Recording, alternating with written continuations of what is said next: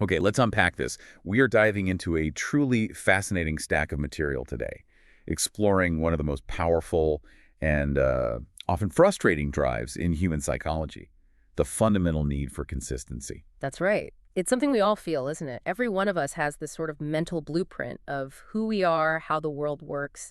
And when we try to make positive changes, Hmm. sticking to a new habit, maybe leaving a situation that's not good for us, or even just communicating differently in a relationship, we often feel this massive psychological drag. Yeah, like something's pulling you back. Exactly. We know the change is beneficial logically, but the system just resists. It fights back.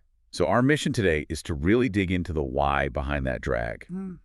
We've pulled together sources looking at, well, everything from really complex nervous system responses, uh, social pressure, identity conflict, the works. It's a big puzzle. It is. And the foundational question is pretty simple, really. Why do we resist change, even when it's clearly for the better?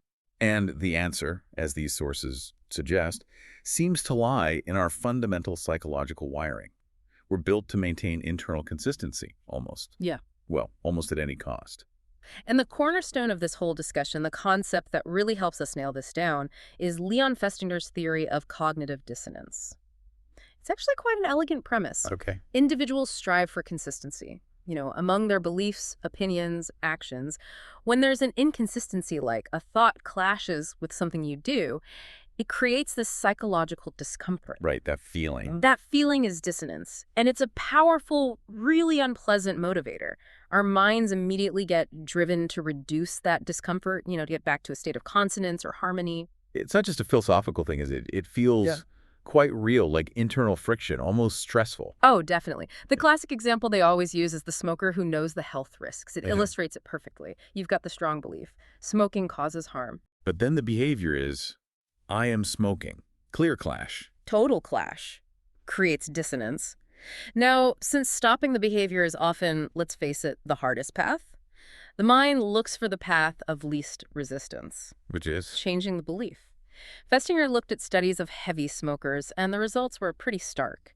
They were significantly less likely than non-smokers or even light smokers to believe there was a proven direct link between smoking and lung cancer. Well, so they didn't overcome the addiction necessarily. They overcame the logical proof, in a way. In a way, yes. They introduced what Festinger called a consonant cognitive element, maybe denying the strength of the evidence, like you said, or perhaps adding a new belief, something like, well, my grandfather smoked until he was 95 and was fine. The classic rationalization. Exactly.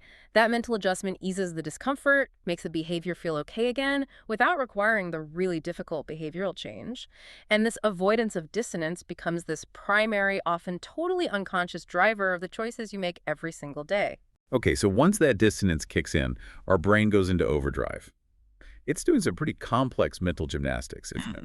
All designed to bring things back into alignment. Absolutely. It's systematic, which is what I find so fascinating too.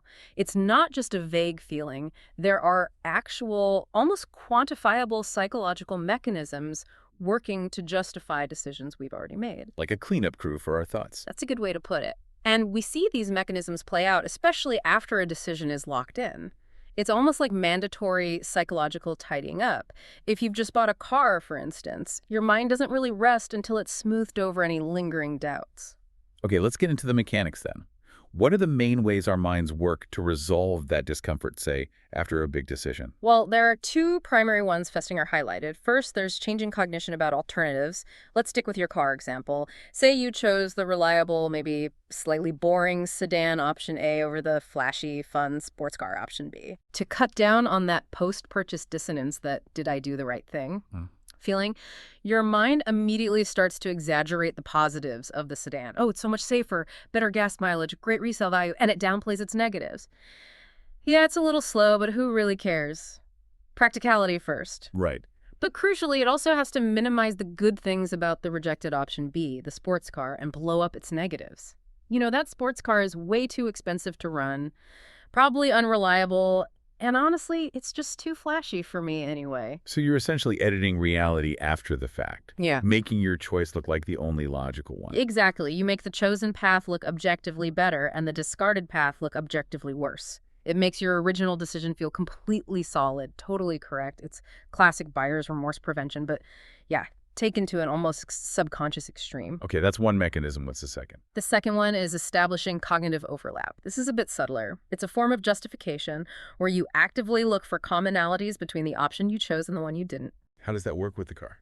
Well, if the sedan you bought still has some sporty features, maybe nice wheels or a decent engine, you focus on those similarities. You tell yourself, see, it's not that different from the sports car. I still got some fun features. It helps create this more cohesive story. So it smooths over the differences, makes the decision feel less like a compromise or a radical departure. Precisely. It smooths the rough edges, makes the decision feel less regrettable, and just reduces that internal conflict. What's really striking here is how this drive for consonance, for internal consistency, messes with what information we even let in. I mean, if we're constantly curating reality to avoid uncomfortable facts, how do we ever learn or grow past our initial biases? That seems like a huge problem. That is the core conflict, isn't it, of human rationality versus, well, psychological comfort. We like to think we're objective seekers of truth, but often we're more like selective consumers of information, building walls to protect our psychological equilibrium. So we actively avoid things that might upset the balance. Festinger's work showed that clearly. If people expect information is likely to increase their dissonance, they are highly likely to just avoid it. Steer clear entirely. Why would you seek out a review suggesting the car you just dropped a ton of money on is actually unreliable? You wouldn't click that link. You'd scroll right past it. Exactly. And conversely, if you expect information to reduce dissonance or maybe alleviate some fear or discomfort, perhaps an article confirming your investment strategy is brilliant, you actively seek that out. You want that confirming, consonant information. It's like building our own personal echo chamber, filtering reality to keep the status quo comfortable. It really is. It's a psychological fortress. Yeah. Now think about pre-action situations before a belief is really set in stone. Initially, people might show some openness to gathering information non-selectively because they genuinely need guidance to make the decision. But the moment a decision is made, or even when a belief just starts to solidify, that filtering mechanism flips on hard, favoring anything that affirms the choice or belief. And the switch from open seeking to selective filtering can happen incredibly fast. And this loop, this drive for internal consistency, ties right back into what might be the biggest barrier to actual positive change, which is our own identity. The material from Atomic Habits really hammered this home for me. That fierce internal pressure we feel comes from needing to maintain a self-image that matches our beliefs. This is absolutely the crux of it. We all build up these mental grooves over time, don't we? I'm not a morning person. I'm bad with money. I always procrastinate. We repeat these stories to ourselves, maybe for years, and we just accept them as fundamental truths about who we are. Like character traits. Exactly. So when we try a new positive behavior, say setting aside an hour to finally learn that new software package, we can hit an immediate identity conflict. Our internal monologue just screams, wait, that's not who I am. I don't do this kind of thing. So the real struggle isn't just about the difficulty of the task itself. It's about this internal battle for consistency. Yes. The conflict is with the self-image. And the more deeply a thought or an action is tied to that identity, the harder the resistance. You might intellectually want to change, you might see the benefits, but your identity, that established who I am blueprint, demands that you resist actions that conflict with it. Wow. It's the difference, as James Clear puts it, between pursuing a goal like I want to write a book and adopting an identity, I am a writer. The goal can feel external, maybe even disposable if things get tough. Right, you can drop a goal. But the identity that requires supporting actions to feel true. If you genuinely identify as a writer, then not writing, missing a session, generates massive dissonance. It feels wrong. It actually forces you back to the behavior to maintain consistency with your identity. Okay, so focusing on building the identity rather than just hitting milestones. That's the path to making change stick. That's the argument.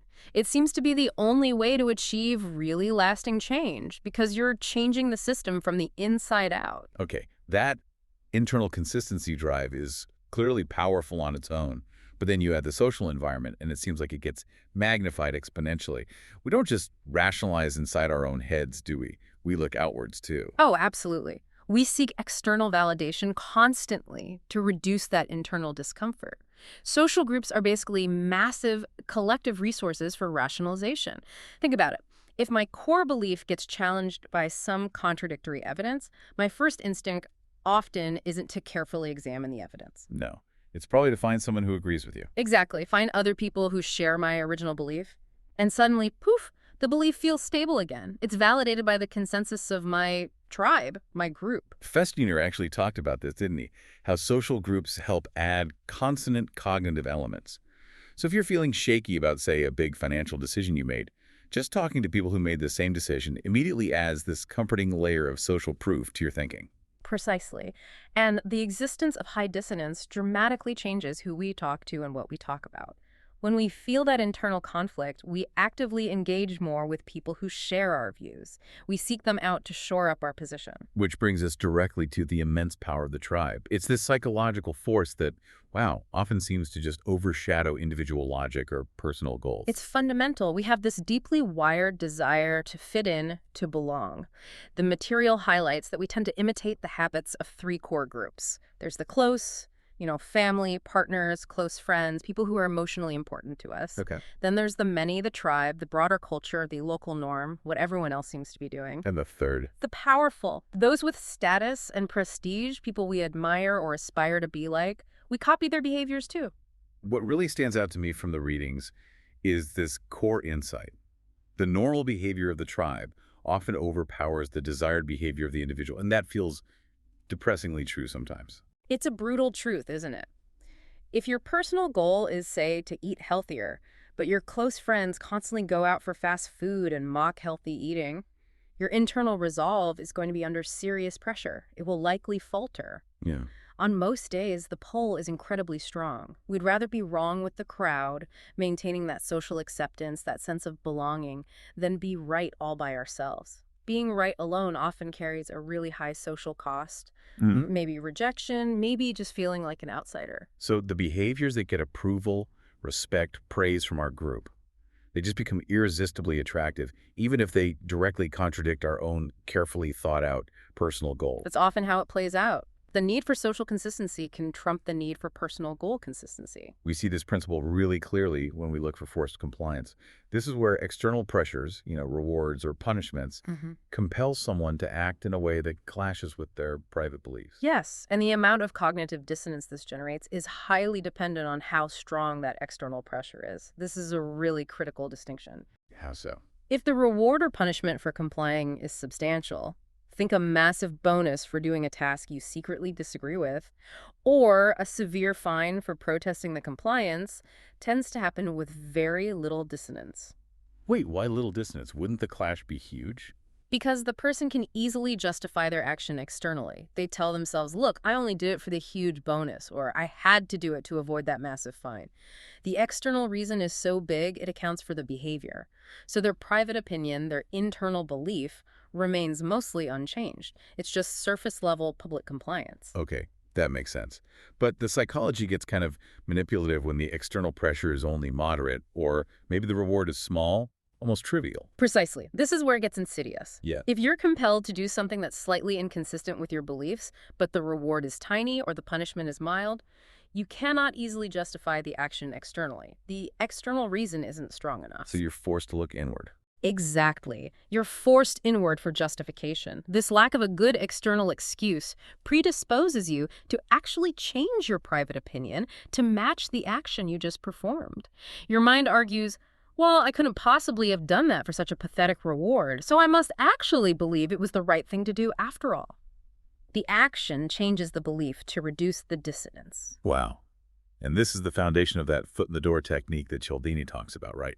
Where small initial commitments can dramatically shift a person's self-image. Yes, exactly. If you can get someone to agree to just a small, seemingly insignificant request, maybe signing a petition for some cause, putting a tiny sticker in their window, they start to subtly adjust their self-view to be consistent with that action. They start seeing themselves as that kind of person. Right. They might internally label themselves as, say, a concerned citizen or environmentalist. Once that small commitment begins to shift the identity, the person becomes naturally much more likely to comply with subsequent, much larger requests that align with that new, internally validated self-view. The commitment changes the identity, and then the identity locks in future consistent behavior. That's quite powerful. It's incredibly powerful in persuasion and influence. This whole idea of manipulating consistency, or maybe just navigating it, shows up in some unexpected places too. particularly in this idea of the blurring of norms, which came up in the predictably irrational material. The idea that we operate under two very different sets of rules, social norms and market norms. Yeah, this is fascinating stuff. Social norms are all about community, reciprocity, warmth, generosity. Market norms are based on payment, transactions, wages, self-interest, totally different playing fields. And the rules for engagement are fundamentally different, aren't they? Completely. If you ask a neighbor to help you move a heavy sofa, that's usually under social norms. They help you, you help them later, maybe bring them cookies. But if you offer them, say, $5 for their trouble, Suddenly it feels weird, ugh. transactional. Exactly. You've dragged the interaction from the warm, fuzzy social realm into the cold, calculated market realm. And interestingly, offering that small payment often leads to less motivation than if you had offered nothing at all, or maybe just a non-monetary gift later, like a bottle of wine or that home-cooked meal. The market norm somehow devalues the social connection. I remember that example from the sources about explicit pricing. When participants were offered a small gift, but the price was explicitly stated like a 50-cent Snickers bar, they reacted exactly the same way as if they'd just been offered 50 cents in cash. Yep. The moment money, or even just the mention of a monetary value, enters the picture, the whole emotional calculus shifts instantly. It goes from being about generosity or relationship to being about a transaction, about, is this worth my time? And this blurring of boundaries between social and market norms seems to deeply affect our moral decisions too, doesn't it? Like with the cheating studies. Oh, absolutely. When participants in those studies had the opportunity to cheat for actual hard cash, their level of dishonesty was somewhat limited. It suggests their internal moral compass, their need for consistency with being an honest person, was putting up a fight. But But when they were cheating for something one step removed from cash, like a non-monetary token, a gift certificate, maybe some kind of internal point system within the experiment, dishonesty increased significantly. In some cases, it actually doubled. so the token acts as a kind of like a psychological buffer, a fuzzy signifier. That's a great term for it. It allows people to bend their own moral boundaries more easily because they aren't directly taking cash. They can perform the dishonest action but still maintain their internal self-image of being basically a good person because, well, they didn't steal money. It's a cognitive loophole. It lets them maintain consistency with their self-image even while doing something inconsistent. Wow. It just shows how easily we can rationalize when things get a bit abstract. Mm. Okay, so if we accept that our inner mind and our social groups are constantly pushing us towards consistency, how does this whole dynamic play out when we try to manage consistency or maybe inconsistency with the most important people in our lives, like our romantic partners? Ah, yes. This brings us to the really deep psychological architecture of security and connection. It's fundamental to our well-being. And the sources, particularly attached, remind us that we are all, really regardless of how independent we might seem on the surface, fundamentally programmed for connection. It's not just some people, it's everyone. That's a key finding. All attachment styles, whether you lean secure, anxious, or avoidant, have this underlying drive to connect. The difference isn't whether they need connection, but the strategy they use to try and meet that need, often based on early experiences. So secure individuals, they approach connection fairly directly, confidently. Generally, yes. Anxious types, though, they crave intimacy deeply, but are often hypervigilant. They're highly sensitive to any perceived threat to closeness, and they tend to use what are called activation strategies, trying to pull the partner closer, sometimes in ways that feel demanding or clingy. In the avoidance. Avoidants, conversely, often manage their need for connection by actively suppressing their attachment needs. They use deactivation strategies to create distance, emphasize their independence, and avoid feeling engulfed. And we get a really clear, often painful look at the cost of this mismatch, this inconsistency in needs, when we examine the anxious avoidant trap. This is what happens when partners have fundamentally different ideas about how much intimacy they want or can tolerate. Yes, and the result is almost always a substantial drop in relationship satisfaction for both partners. It becomes this draining, vicious, self-perpetuating cycle. How does that cycle work? Well, the anxious partner's pursuit of more closeness triggers the avoidant partner's deep-seated need for distance and space. The anxious partner, feeling the distance, gets scared of abandonment and ramps up those activation strategies, maybe calling or texting repeatedly, becoming clingy, perhaps even acting out dramatically just to get some kind of response, any response. Which, of course, makes the avoidant partner feel even more suffocated. Exactly.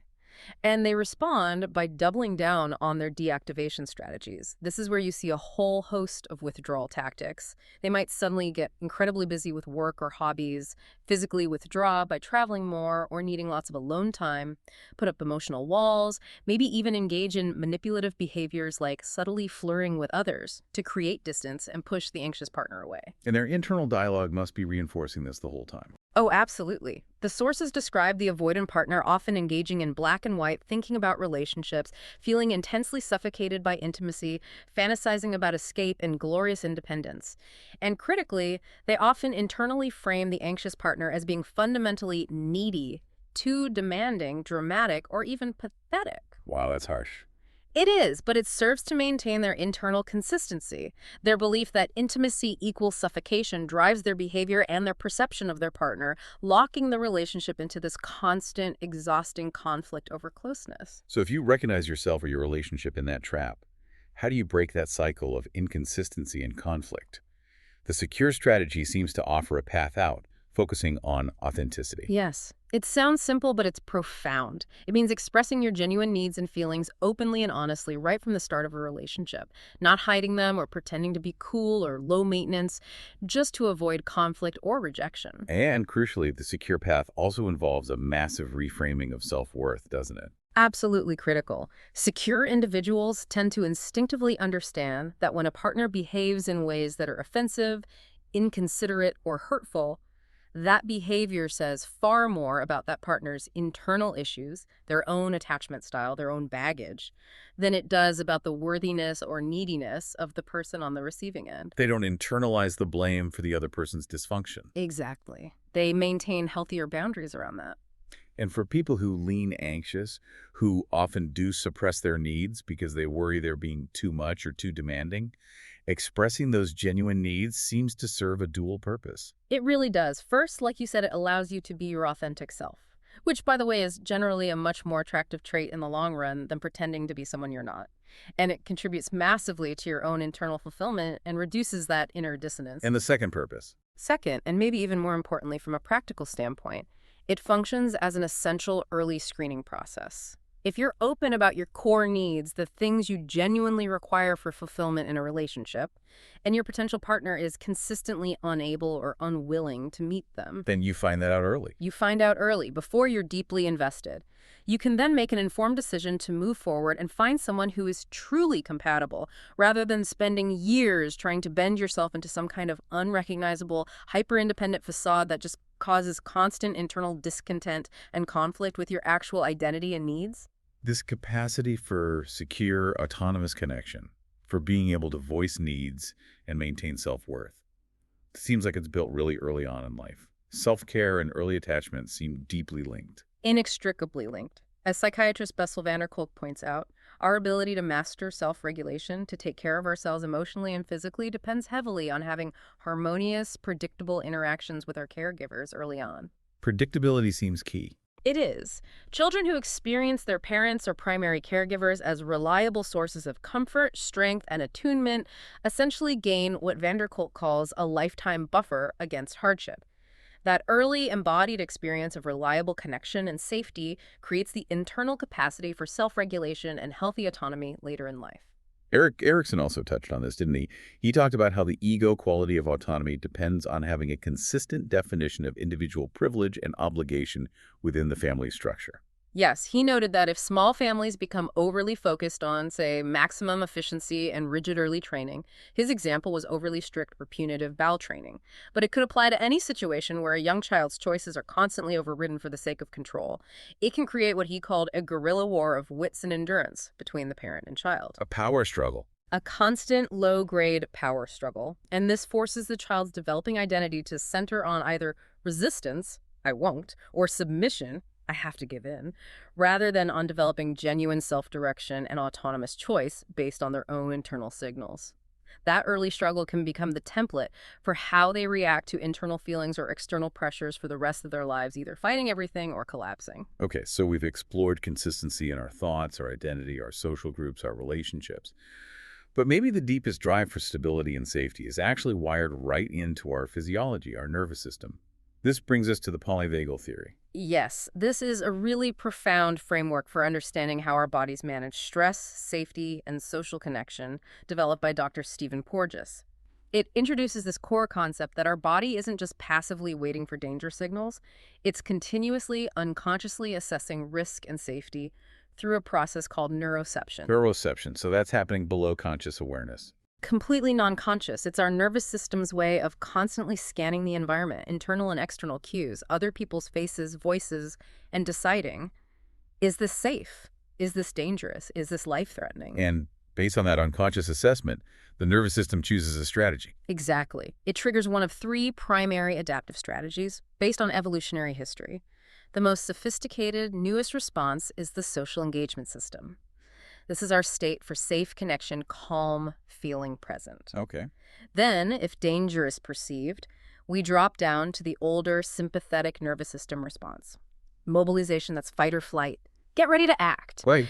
And if the threat feels overwhelming, inescapable, life-threatening, we drop down to the oldest pathway, the unmyelinated vagus nerve response, which is immobilization. That's freeze, collapse, shut down. So the key to resilience, to being able to navigate the world and maintain that internal stability, seems to be having good access to that highest level, the social engagement system. Precisely. This system is amazing. It's an integrated network that regulates the muscles of our face and head, controlling our gaze, our facial expressions, the tone of our voice, all the things we use to signal safety and connection to others. And crucially, it works alongside the myelinated vagus nerve. And the myelinated vagus, that's the vagal brake. That's the term Porges uses. Yeah. Think of it like a dimmer switch for your internal state. It actively calms the visceral organs, slows the heart rate, aids digestion, and it dampens that sympathetic fight or flight activity. When neuroception tells us the environment is safe, the vagal brake is gently engaged, keeping us calm, regulated, and socially available. And we can actually measure how well this vagal brake is working through something called vagal tone, specifically using respiratory sinus arrhythmia, or RSA. Can you break that down a bit? What is RSA and why does it matter? Sure. RSA is simply the natural, subtle variation in your heart rate that happens with each breath. When you inhale, your heart rate normally speeds up just a little bit. When you exhale, it slows down just a little bit. This continuous, flexible variability, the difference between the heart rate on the inhale versus the exhale, shows that your vagal brake is working well. It's flexible, responsive, able to quickly modulate your physiological state based on what's needed. Higher neomammalian vagal tone, which means higher RSA, indicates a more flexible, adaptable, resilient nervous system. So someone with high vagal tone, high RSA, might actually be more reactive to things in the environment. But, and this is key, they're also much better able to activate that brake, to self-soothe and calm down relatively quickly after being aroused or stressed. Yeah. They return to a consistent baseline faster. Exactly right. That flexibility is the physiological foundation of mental and emotional resilience. But when significant trauma or chronic overwhelming stress enters the picture, this beautifully orchestrated system can get catastrophically jammed. How does trauma affect it? Well, leading trauma researchers like Dr. Peter Levine and Bessel van der Kolk point out that trauma often creates extreme difficulty in sensing what's actually going on inside your own body, a lack of what we call interoception. You lose touch with your internal state. And the result? The result is often a profound lack of nuanced, appropriate responses to the world. Instead of a measured reaction, you get extremes. People might become perpetually spaced out, kind of numb or disconnected, or they might react to relatively small stresses with excessive, disproportionate anger or panic. The ability to accurately assess threat, protect oneself effectively, or even experience pleasure can be dramatically curtailed. Why does that happen? What's the mechanism? It seems to be because trauma symptoms are fundamentally born when the massive surge of survival energy mobilized for defense, the energy to fight back or run away, gets blocked or frozen and isn't fully discharged or completed. So the energy gets stuck. It gets locked into the body's physical architecture, into the nervous system. This creates a kind of self-perpetuating cycle of hyperarousal or sometimes hyperarousal shutdown that the nervous system on its own cannot easily resolve or discharge. The brain is still desperately seeking consistency and safety, but the body is stuck in this loop signaling danger. Okay, so if the problem is energy locked in the body, The pathway to healing, to restoring consistency and regulation, requires shifting focus away from just thinking about it. Exactly. Shifting focus entirely from the realm of thought and emotion, trying to analyze the trauma narrative over and over to the realm of physical sensation, what therapists often call the felt sense. The felt sense. Yes. The focus has to be on allowing the body to finally complete the survival responses that were interrupted or blocked. Levine's work on somatic experiencing describes this healing process as renegotiation and discharge. Renegotiation. Meaning you revisit the traumatic memory or associated sensations, but within a context of safety and resource, often with a trained therapist. You deliberately stimulate the nervous system to become aroused just a little bit within the window of tolerance, and then you gently, carefully allow the body to discharge that locked-up energy. And what does that discharge actually look like? Is it dramatic? Often, it's incredibly subtle. It might be involuntary, gentle trembling or shaking, maybe waves of warmth or coolness spreading through the body. Sometimes small, involuntary movements that seem to complete an action, like a slight push with the hands or a turn of the shoulders. The key is the attitude you bring to it. You have to go slower to get there faster. You simply watch the physical sensations unfold with an open, non-judgmental, curious attitude, without attaching big stories or emotional interpretations to them. You're essentially giving your deepest physiological self permission to finally finish what it started during the overwhelming event, restoring its natural, consistent, flexible functionality. Okay, that's a profound shift in perspective, healing through the body's wisdom. So given all these powerful forces pushing us toward consistency with the past, our identity, social pressures, even our deep physiological wiring, how can we actually implement intentional change effectively without triggering massive internal friction and backlash? That's the million-dollar question, isn't it? Our sources offer some really potent strategies, and they tend to focus on building systems, not just chasing outcomes. Right, the idea to focus on the system, not just the goal. This came up strongly in Atomic Habits. The core problem with a purely goals-first mentality is that it tends to continually postpone happiness. You're always waiting for the next arbitrary milestone. I'll be happy when I lose 20 pounds. I'll feel successful when I get the promotion. And what happens? If you fail to reach the goal, you feel like a failure, you're disappointed. But even if you succeed, you often find yourself right back where you started emotionally, because the underlying system of habits and identity that led to the previous state didn't fundamentally change. The goal was temporary. So real lasting change is achieved differently. The argument is yes. It's achieved not through these massive, heroic, revolutionary shifts, but through tiny, almost insignificant seeming atomic habits that you stack up consistently over time. Like 1% improvements. Exactly. These small improvements often feel meaningless day to day. A 1% gain feels negligible. But compounded over time, they slowly, consistently tilt the scale.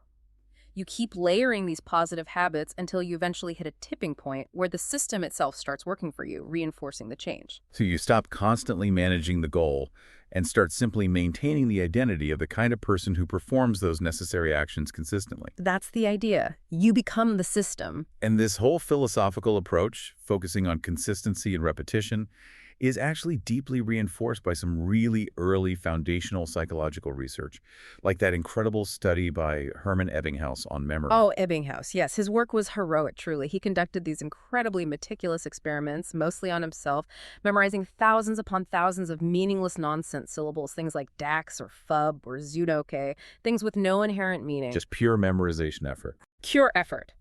And his work revealed this crucial quantitative principle. Retention, how well you remember something, is directly proportional to the number of repetitions you use to initially impress that series onto your memory, at least within limits. So more repetitions equals stronger memory, even for nonsense? Basically, yes. The amount of effort put in, the sheer consistency of repetition, directly correlates to how durable that memory structure becomes. That feels like such a powerful analogy for behavior change, too. It really reinforces this idea that building a new identity, changing a deep-seated behavior, isn't about finding some magic hack or waiting for a sudden breakthrough moment. No, it's the result of layered, incremental, consistent work. If sheer repetition of nonsense syllables can create durable structures in memory, imagine what consistent repetition of meaningful habits does to shape your self-image and your capabilities over time. Absolutely. Now, okay, to help manage the psychological friction, the dissonance that inevitably arises when we do try to change, another strategy that came up was embracing constraints. Right. This feels counterintuitive in a world that celebrates infinite choice, doesn't it? But we often suffer from the tyranny of choice, as Barry Schwartz called it. Just making routine, everyday decisions can drain our finite mental energy and willpower. Oh, yeah. I think about people who try to optimize every single tiny detail of their lives. What's the absolute best thing to eat for breakfast? hmm Which is the mathematically optimal route to work today? Which brand of toothpaste maximizes long-term gum health?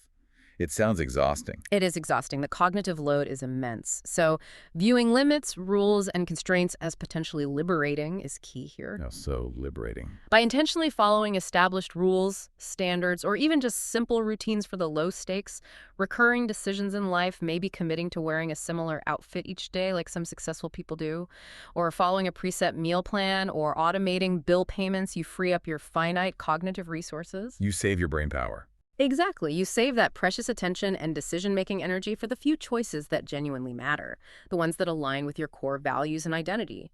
It's strategic limitation designed to enable greater focus and reduce decision fatigue, which in turn helps you maintain consistency on your higher-order goals. That strategic management of energy seems to tie directly into the importance of mindset matters. Carol Dweck's work on growth versus fixed mindsets feels crucial here. Absolutely crucial, because dealing with the inevitable friction of building new habits, those rough spots, the plateaus, the times you feel like giving up, that's where your underlying mindset really becomes destiny. So the growth mindset. People operating with a growth mindset tend to view setbacks and challenges not as proof of their inadequacy, but as necessary feedback. Yeah. Information for improvement. They see effort as the path to mastery. So they persevere through the tough spots, learn from them, and generally end up with more favorable long-term outcomes. Whereas the fixed mindset.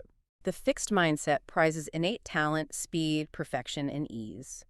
When friction inevitably hits when the new habit gets hard or progress stalls, the fixed mindset interprets it as proof. See, I'm just not good at this. Or, this shouldn't be this hard if I was meant to do it.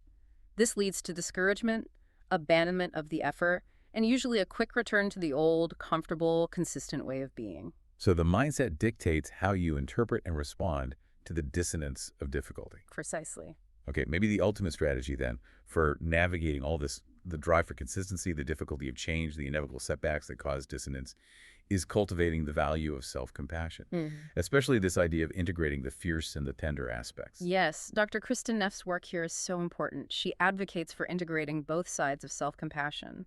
Tender self-compassion is that gentle, soothing, comforting aspect.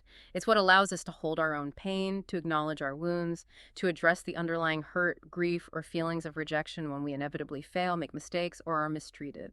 It creates a safe internal space for vulnerability. Okay, that's the tender side. What about the fierce? Fierce self-compassion is the more action-oriented side. It's about setting boundaries, protecting ourselves, motivating ourselves to take action, advocating for our needs. It's got that protective mama bear energy, saying no, standing up for yourself, taking steps to change a harmful situation. And the integration of both is key. The integration is crucial. Neff warns that we have to be careful not to just use fierce action as a way to shield ourselves from feeling the pain, as a way to avoid vulnerability. True, integrated self-compassion means being able to hold that tender, painful internal truth.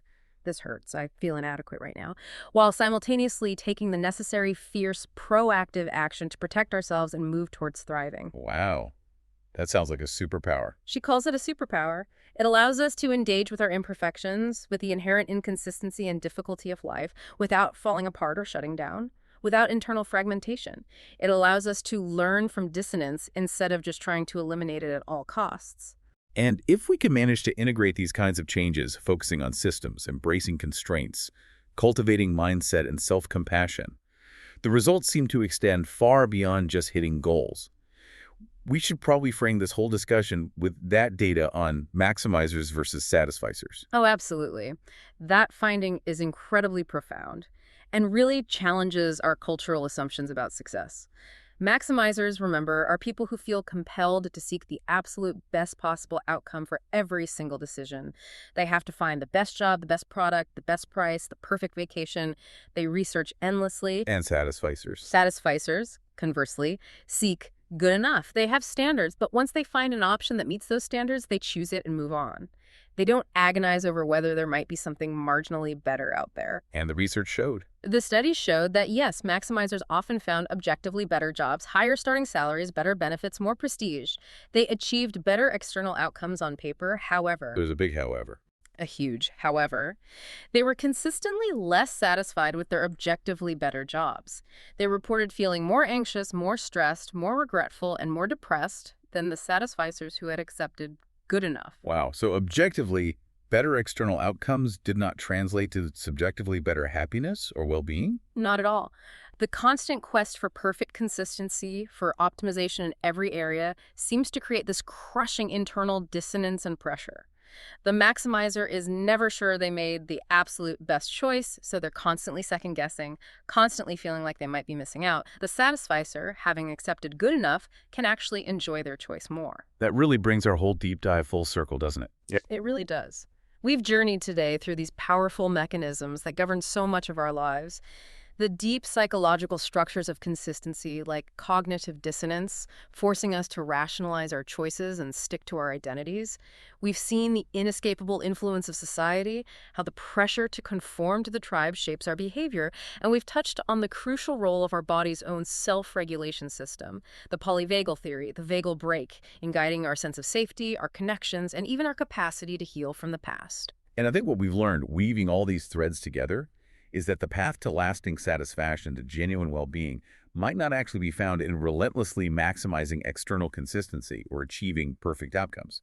Maybe it's more about accepting a degree of imperfection, both in ourselves and the world, and focusing instead on cultivating internal balance, internal coherence, through small, intentional systems and self-awareness. It seems the greatest resistance we often face isn't an external obstacle, but our own ego striving desperately to preserve an old, familiar, consistent narrative about who we are, even if that narrative is fundamentally limiting our growth and happiness. So this leaves you, the listener, with a final provocative thought to mull over. What belief, what habit, what story about yourself are you maintaining right now, perhaps even in this very moment, not because it genuinely serves your goals or well-being, but simply because it maintains an old, comfortable, and consistent definition of who you are? And building on that, how could introducing just one small, perhaps tiny atomic habit of self-knowledge or self-awareness, maybe pausing like we discussed, to just pay quiet attention to your physical felt sense for 60 seconds each day, noticing the tension or the ease or the tremor without judgment? How might that simple act begin to gently, subtly shift that ingrained identity? How might it allow your own internal system to start working for your potential rather than keeping you trapped in the consistency of your past?